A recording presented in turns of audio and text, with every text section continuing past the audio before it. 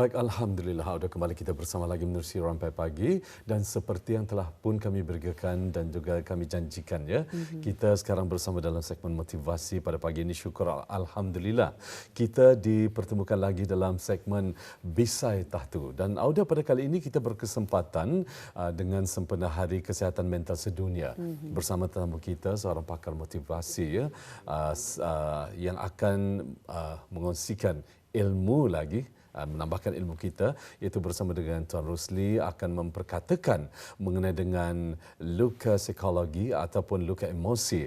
Jadi Auda, dalam hubungan ini, semalam Yang Berhormat Menteri Kesihatan dalam perutusannya menyampaikan bahawa pada tahun 2021 seramai 1,515 individu telah didiagnosis mengalami kerisauan dan 900 mengalami kemurungan di negara Brunei Darussalam. Dan apakah gejala kerisauan dan kemurungan ini ada kaitan dengan perbicaraan kita kali ini? Jadi untuk menjawab persoalan tersebut, bisakah kita ni pada pagi ini mempersilakan tetamu kita. Sekali lagi kita perkenalkan Yang Mulia Tuan Rosli Bujang, merupakan kaunselor profesional yang bersama kita pada pagi ini dan memulakan mukadimahnya. Kita ucapkan selamat datang. Assalamualaikum Tuan. Waalaikumsalam warahmatullahi wabarakatuh. Apa khabar Is? Alhamdulillah. Alhamdulillah, kami berdua sihat. Tuan? Alhamdulillah. Alhamdulillah. Baik. Untuk menjawab persoalan ataupun sedikit pengenalan kita yang telah pun saya sampaikan sebentar tadi, kami persilakan Yang Mulia Tuan untuk mulakan mukadimahnya.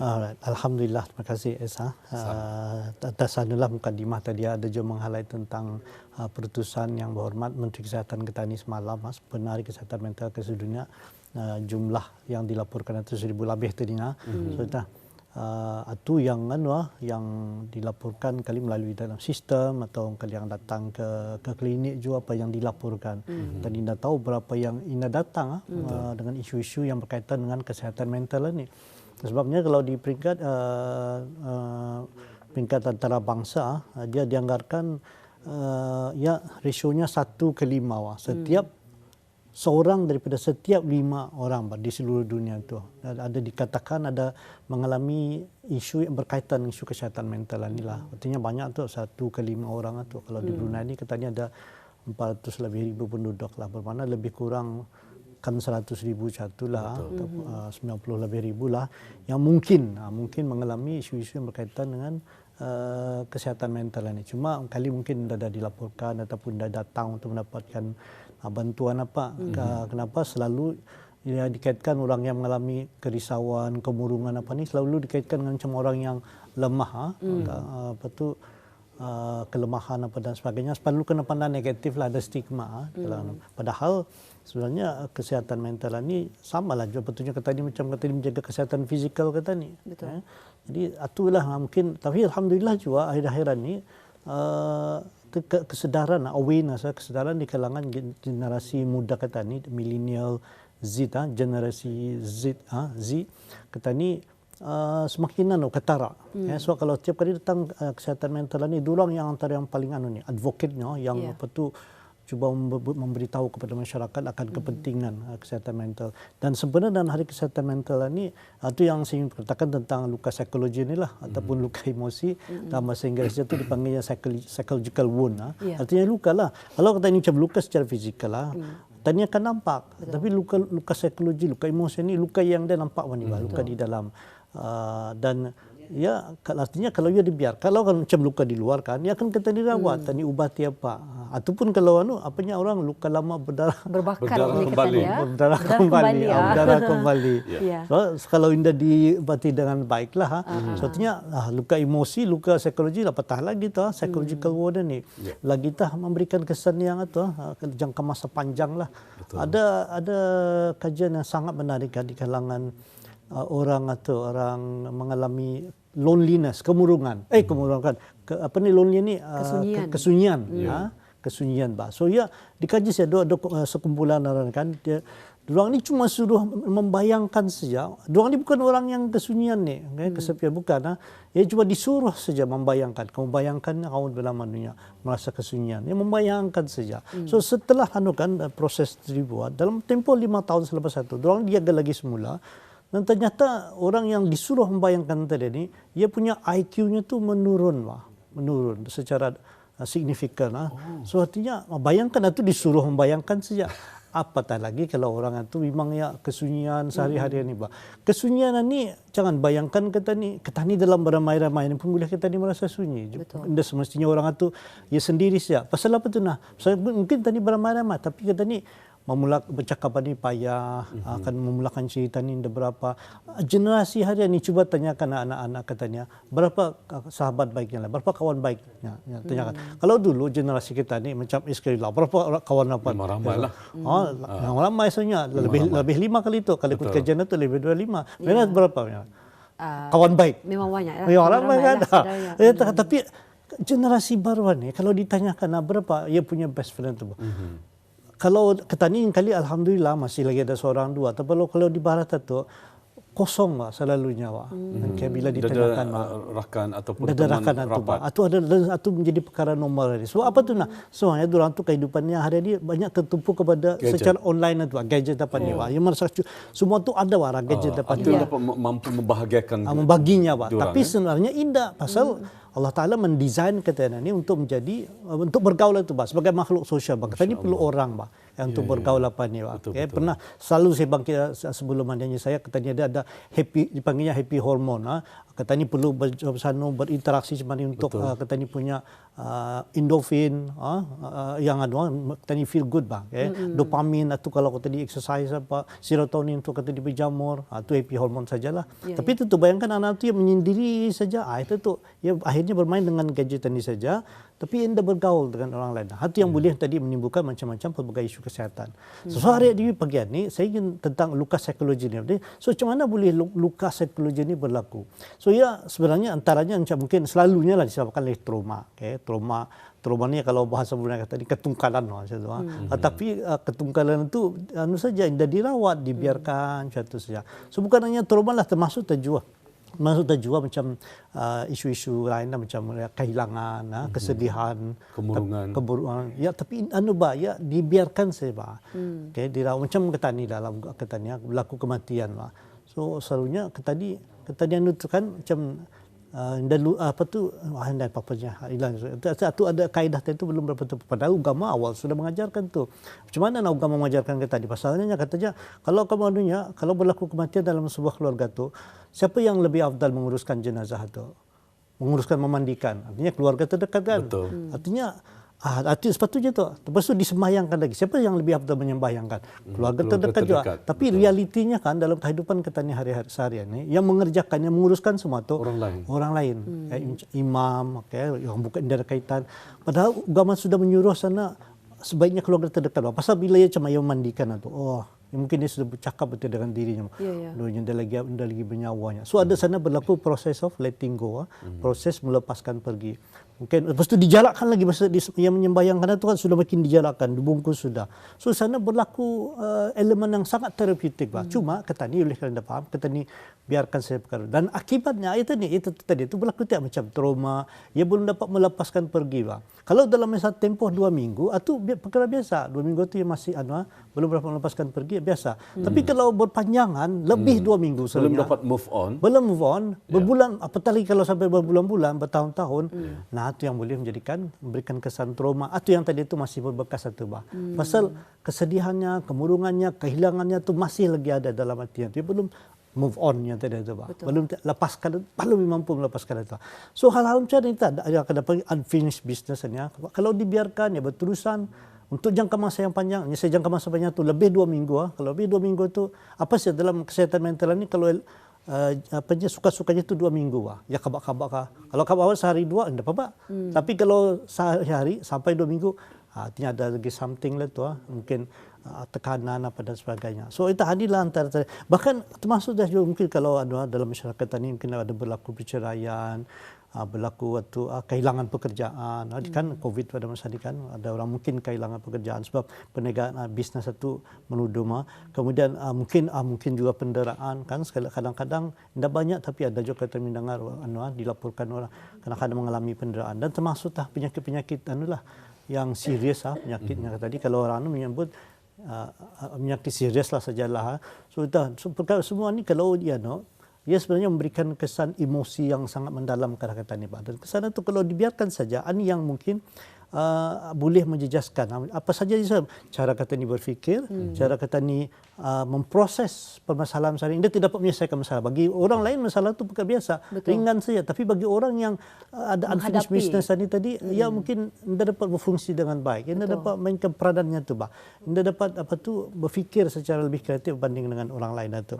So itulah secara umum. Artinya luka psikologi ini adalah kesan-kesan sampingan lah yang kita ni peroleh akibat daripada permasalahan yang kita ni lalui sehari-hari ini, yang maksudnya itu permasalahan itu yang painful lah, yang macam menyakitkan lah, pengalaman hidup yang sangat menyakitkan, dan juga yang datang bersamanya itu emosi yang sangat kuat bah. Jadi kalau kedua-dua hal ini tadi tidak ditangani dengan baik, itu yang boleh menyebabkan kita ni macam seolah-olah itu mengalami luka psikologi itu atau luka emosi itu. Itu yang saya maksudkan itulah. Ya, alhamdulillah ya. Itu sedikit perkongsian berkenaan dengan luka psikologi ataupun luka emosi ini. Jadi tuan mungkin dapat dikongsikan juga apakah tanda-tanda yang seseorang itu mungkin masih mempunyai luka emosi yang terpendam ni tuan? Terima kasih Maida. So I think salah satunya yang paling jelas, orang tu mudah menangis. Ya, ada kajian. Bini anak bini lelaki ya selalu lebih menangis saja bini ya. Bahkan kajian mendapati 5 kali lebih kurang dalam sebulan itu 5 kali dia menangis lebih dibanding laki-laki itu dah mungkin dalam sekali dalam masa sebulan. Laki-laki sekali, bini 5 kali. Itu dari segi kekerapannya, itu kajian itu mendapatilah suatu yang itu masih dalam kategori normal. So, tapi untuk saya mengatakan normal lain, dah juga ni ada setengah orang yang boleh ia cuma akan menangis kalau berlaku kematian. Kalau dia menangis tu ada setengah hal lain itu hal-hal yang remeh tadi tu ada ia boleh menangis. Tu orang yang mudah menangis ini tadi, mudah mengeluarkan mata ni, ia mungkin disebabkan ada mungkin pernah mengalami anxiety ataupun kerisauan dan kemurungan itu dia mungkin yang berlebihan sebelum itu. Cuma ia tidak sadar. Itu je saya tahu itu balik semula luka psikologi itu. Ia dibiarkan saja, tidak dirawat kemurungannya, baurinya tu kan ada kan bauri kita ni. Bauri itu anxiety itu sebenarnya. Jua anxiety kerisauan ini isu kesihatan mental yang paling asas sebenarnya. Hampir semua masalah kesihatan mental itu bermula daripada anxiety ini tadi, kerisauan ini tadi. Taraf tadi itu yang bauri dia. Sudah kau tutup tambak tadi, tutup pintu sudah okey sekali. Tapi kalau jangan balik-balik kan, itu menjadi penyakit mental tu, OCD, obsessive compulsive disorder. So tapi itu tu termasuk tadi yang mudah menangis tadi, ia mungkin ada kerisauan, isu kerisauan kemurungan yang biarkan. Saya pernah ada klien yang tidak mau menangis sebenarnya. Bila berlaku kematian dalam keluarganya itulah jadi menangis. Akibatnya itu ia menjadi mengalami depression, keburungan, sehingga mengambil ubat untuk Tapi bila ia ada satu ketika itu dalam satu sesi itu ia digalakkan pulang untuk mengeluarkan mata itu, meratapi kesedihan itu. Tangisannya itu menjadi ubat. Jadi benda lagi payah yang mengambil ubat lagi lepas itu. Tangisannya itu. So itu artinya sebenarnya tangisan ini satu sedih berguna untuk kita ni secara natural semula jadi. Itu yang kita ni perlukan.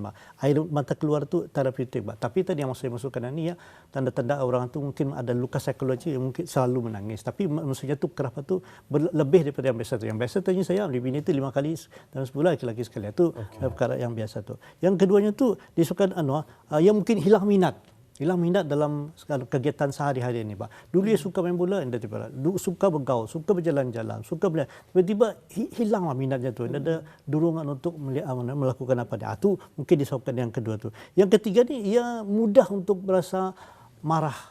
Mudah apa-apa saja merasa. Itu kan sepertinya orang yang merasa marah ni ada sebab-sebab sebalik itu. Kenapa ia mudah merasa marah itu? Ya, artinya sebab itu namanya balik semula tadi luka psikologi itu. Ada isu yang indah kita ni berikan perhatian yang sewajarnya. Kalau saja kita ni berikan perhatian macam isu-isu, jangan ambil kesedihan. Orang yang sedih tu mungkin dia perlu sebenarnya apa yang diperlukannya menangis saja, cry. Orang yang misalnya kesunyian, mungkin sebenarnya itu adalah signal daripadanya untuk connect untuk macam mana ni untuk kita berinteraksi itu. Itu kalau orang yang merasa kesedihan. Kalau ia merasa malu, mungkin dia perlu berasa menjadi lebih bersopan santun dengan orang lain. Kalau ia ada rasa dendam, apa lawannya? memaafkan, belajar untuk memaafkan orang lain. Kalau ia ada merasa kekosongan, mungkin ia perlu bersikap kreatif, dan kalau ia merasa stres, mungkin it's about time untuk ia slow down. Saya ada buat kajian lah melalui sendirilah punya secara online saja. Saya mau kaji, saya mau tahu macam mana kan status ketekanan atau stres di kalangan orang Ketannya ni.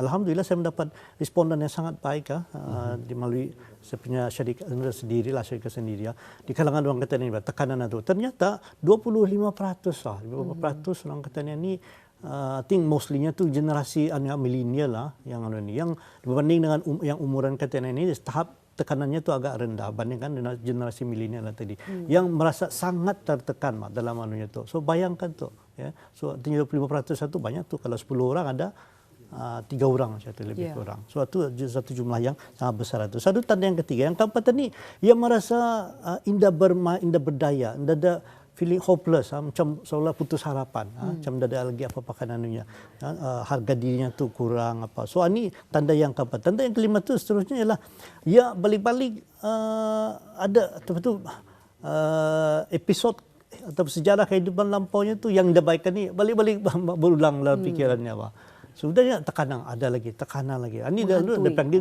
ruminating, okey.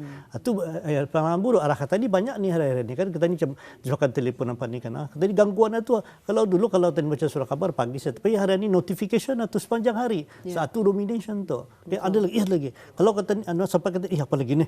Terkejut tadi. Nah, itu memberikan kesan yang baik. Nah, ini apatah lagi kesan trauma tadi ataupun memori yang baik itu masih ada masih terbayang-bayang. Itu yang macam kalau dari psikologi itu seolah-olah melekat di bahagian otak belakang tadi kan, amigdala ni macam menyangkut tu ya. Betul. Jadi pengalaman buruk yang masa lalu itu sepatutnya ialah pas hilang tapi tidak mau hilang lekat lagi di sana, dan ia ada disengaja ya jadi kanangnya lagi apanya kata ni itu di istaan yang baik ini okey, tapi di yang baik itu yang boleh mendapat kesan yang baik. Macam melayan perasaan itu lagi di dulurnya lah. Di dulurnya. Ya, apanya awak ada istilah budaya perana tu dirista, tapi hal yang baiklah. Menista ni sebenarnya bagus kalau hal yang positif itu boleh memberikan tani kebanggaan tani pride tani pada keluarga. Suatu dah antara tanda-tanda itulah kalau orang itu mungkin mengalami luka psikologi ataupun luka emosi inilah. Dan yang terakhir itu bila semua sudah semua ni ada tadi ia mudah menangis, hilang minat dan mudah berasa marah, merasa macam berputus asa, dan itu bila semua menumpuk hanya kata dia sehingga berasa too much yalah macam dia berdaya apa-apa disebabkan oleh bebanan perasaannya itu terlampau sudah membelenggu ke dia sehingga dia dapat macam berbuat apa-apa lagi. Nah, itu yang tanda tu cuma tu sampai itulah kesan buruk kesan yang baik daripada trauma atau pengalaman yang baik yang tani simpan dalam itulah. Ada macam mana ada seorang profesor bagus analoginya tu, disalahnya pegang air pegang gelasnya, dituangnya air, pegang, tahan sajalah. Dalam seminit mungkin boleh tahan. Sejam lengoh tu. Kalau ni sepanjang hari boleh boleh apa ni bukan krem macam krem laju boleh lumpuh ada India dia sengaja angkatnya tangannya macam ni tinggi, dia mau menurunkan sampai berapa sebulan setahun masih macam ni mau orang macam dukun lah. Kali lepas jadi itu mati. Berbalik ke tempat kedudukan asal lagi dapat. Lagi dapat cuma itu saja selepas tahunnya lumpuh Nah, itu sama macam tadi ni. Ini tadi air. Tapi kalau ia di dalam kita dibawa ke sana kemari, sana dibawa baju yang akan menjadi beban dan kata ni beban emosi dan ia masih menjadi luka tadi. Itu yang luka psikologi itu. Baik, jika tadi sudah dikongsikan ataupun tuan sudah menjelaskan mengenai tanda-tanda yang dialami ataupun dirasakan oleh pada mereka-mereka yang dalam kesedihan, kemurungan dan seumpamanya. Jadi apakah perkara seharusnya yang dilakukan? Bagaimanakah Ketani untuk merawat dan juga menanganinya, tuan? Alright. So, perkara-perkara yang macam luka psikologi saya ambil mudah dulu. Luka psikologi artinya emosi, bebanan, pikiran, perasaan Ketani yang masa lalu yang masih lagi ada berbekas dalam hati kita. Itu seperti mudahnya. Tapi yang anulah kesan emosi yang sakit, rasa sakit dan emosi yang sangat kuat lah dalam badan tadi yang masih bertahan dalam badan Ketani. So, formulanya dari segi trauma ni sebenarnya ya bukan sepatutnya kita ni simpan lah di dalam hati kita ni. Dia sepatutnya bertahan lah kan, memori yang dapatkan sepatutnya hilang lah. Tapi dia mau hilang lah. Semana atas caranya kita ni hilangkan. Itu antara caranya tu ialah dengan meluahkan macam mana ni bah. Kita ni ceritakan apapun pengalaman masa lalu yang dapatkan tu kita ni kongsikan dengan orang lain. So itu yang macam makin kita ni simpan botol apa macam air botol lah disimpan. Itu tu panuh bah ya. Kita muat dan naruh bah. Kalau air penuh sudah kan dia buat. Tapi kalau macam bergisah melatup tu artinya sama dia kalau ia simpan dalam kepala kita dalam memori kita ni berapa ambil kekuatan pendrive macam pendrive berapa gig boleh kita ni simpan. Kalau dia penuh ke mana dia kena tu yang penuh tu. So itu artinya untuk yang terus jadi ada yang baiknya itu adalah untuk kita ini meluahkan kepada orang yang adalah yang pandai mendengar. Orang pandai mendengar ini ia hendak akan menilai, hendak dia judge ke dia, hendak akan ketani tugas tani mendengar saya. Oh ya, jangan ketani nilai Pak. Dan jangan juga banyak kesilapan ketani cuba menyelesaikan tu masalahnya tu. Bila bercerita terus tak cuma wanita. Itu boleh menjadi toxic positivity tu, positif yang toxic. So tadi bila tadi menjadi pendengar yang setia, pendengar yang baik ni, katanya ada empathy, mendengar dia, dengarkan ke dia dan menerima tanpa syarat, empathy, unconditional positivity dan kata ni genuine, itu 3 tu prasyaratnya lah. Bila kata ni membantu orang ni, itu tu dengar saya. Amhi aja, ya bersama. Itu tu jangan tercuba ke menasihat, jangan cuba kena insyaallah hilang sekarang tu. Bila saya bercakap satu kan hilang tu sekarang, artinya saya sudah memendamkan itu, makin menghimpitkan perasaannya tu bah. Ya sebenarnya apa yang diperlukannya tu untuknya meluahkan. Betul. Jadi orang ni bila dia meluahkan itu, ia akan merasa terubat tu. Itu sama macam air yang penuh tadi pendap yang suruh tu dikosongkanlah. Itu yang sebenarnya dilakukan. Jadi tapi kalau boleh tadi beri tumpuan pada perasaannya atau perasaan kita pada masanya.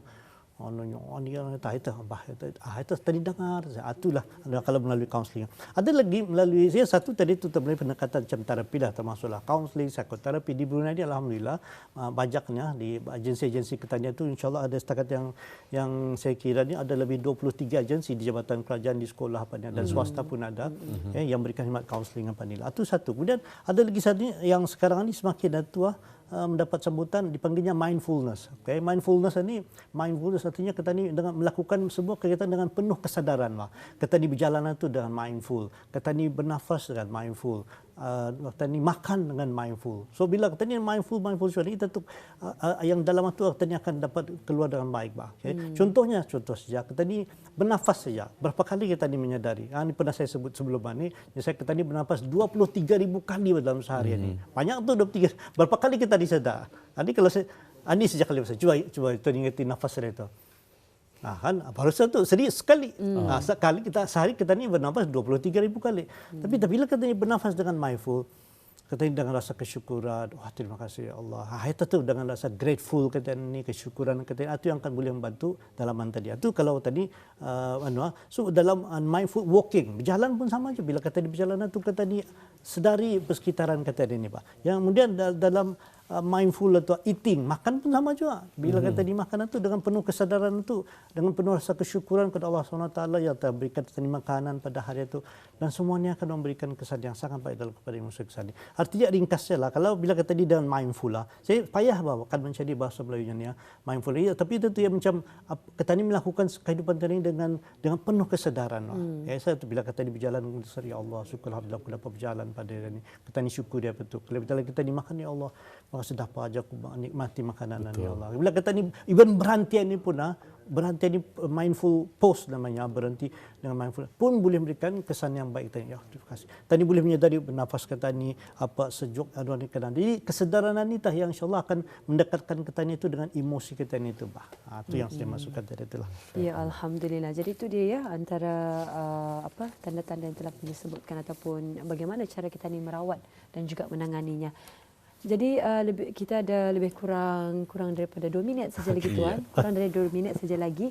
Mungkin sebagai rumusan daripada perbincangan kita Tuan. Alright, sebagai rumusan atas sajalah. Artinya kehidupan kita ini memang ada pasang surutnya, ada tinggi rendahnya, ada baik buruknya bah. Jadi banyak bergantung kepada persepsi kita ni bah. Kalau kita ni melihat kehidupan dengan persepsi yang baik, insya-Allah kebaikan akan datang kepada kita ni. So apatah semua termasuk tadi hari yang baik akan mendatangkan kita ni kebahagiaan kita ni. Hari yang tidak baik, keburukan akan menjadi pengalaman pengalaman arah kata ni. Hari yang buruk lah bahkan menjadi pengajaran arah kata ni. Dan hari yang terbaik itu insya-Allah akan menjadikan ingatan yang terbaik arah kata ni. So artinya paling semula kepada persepsi kita ni tuan. So artinya kata ni pandangan kata ni, pilihan kata ni selalu mengarah memilih kepada yang positif itu. Jadi kata ni selalu memikirkan hal positif, memilih kebaikan ni, insya-Allah kebaikan-kebaikan itu akan datang pada kata ni. Dan yang di dalam tadi ni luka-luka psikologi ni mudah itu lepaskan saja biar kerja balikkan semua dan kita ni perlu move on, bergerak, nikmati melalui kehidupan kita ni dengan cara yang lebih produktif lagi insya-Allah.